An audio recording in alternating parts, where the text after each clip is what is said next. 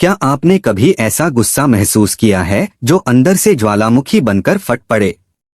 वो गुस्सा जो एक छोटी सी चिंगारी से आपकी पूरी जिंदगी, आपके रिश्ते और आपका भविष्य राख कर दे। कल्पना कीजिए एक थप्पड़ जो सिर्फ चेहरे पर नहीं बल्कि आपके अहंकार, आपकी इज्जत और आपकी आत्मा पर भी लग जाए, वो भी अपने ही परिवार के सामने। यहीं से शुरू होती है हमारी दिल दहला देने वाली कहानी, एक ऐसे परिवार की जहां प्यार और नफरत की सीमाएं मिट जाती हैं।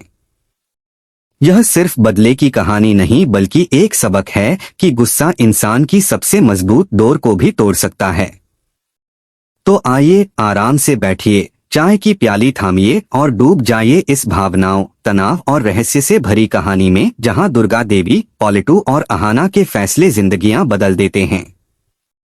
कहानी शुरू होती है दिल्ली के एक पुराने मोहल्ले से, जहां गलियां तंग हैं, रिक्शों की खड़खड़ाहट गूंजती है और हर घर में मसालों की खुशबू तैरती है। यहीं रहती हैं दुर्गा देवी, 55 साल की एक मजबूत विधवा, जिनका चेहरा सख्त है लेकिन आंखों में दर्द का समंदर छिपा है। पति की सड़क दुर्घटना में मौत के बाद उन्होंने अकेले घर और बच्चों दोनों को संभाला। वो मानती हैं कि परिवार की इज्जत सबसे ऊपर है और अनुशासन उसका पहला नियम। उनकी बेटी अहाना 20 साल की लॉ स्टूडेंट है, माँ की तरह होशियार, जुझारू और न्यायप्रिय। वहीं पॉलिटू, दुर्गा का भतीजा, बचपन में माँ बाप को खोकर अनाथ हो गया था और दुर्गा ने उसे अपने बेटे की तरह पाला। 22 साल का यह लड़का चालाक, समझदार और हमेशा नए बिजनेस आइडिया सोचने वाला है। कभी मोबाइल रिचार्ज की दुकान, कभी ऑनलाइन सेलिंग का प्लान। मगर दुर्गा देवी के सख्त नियम उसे बांधे रखते हैं। पैसे बर्बाद मत करो, पहले नौकरी पकड़ो। ये बातें उसके दिल में तीर की तरह चुभती हैं। बाहर से आत्मविश्वास से भरा पॉलिटू अंदर से असुरक्षा में जल रहा होता है। और फिर आती है वो रात जिसने सब कुछ बदल दिया। घर में पारिवारिक डिनर का माहौल था,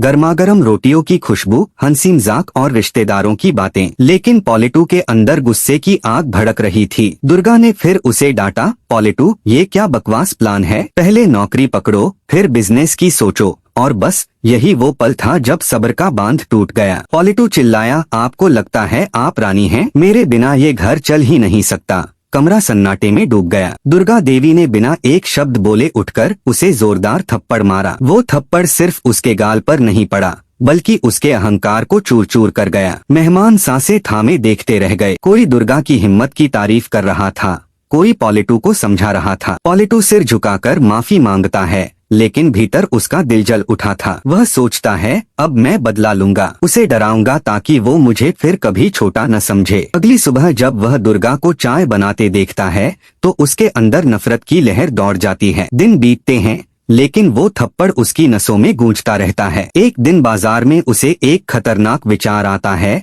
वो अपने दोस्त से मिलकर एक नकली बंदूक खरीद लेता है। वह खुद से कहता है, मैं नुकसान नहीं पहुंचाऊंगा, बस डराऊंगा, लेकिन गुस्से की।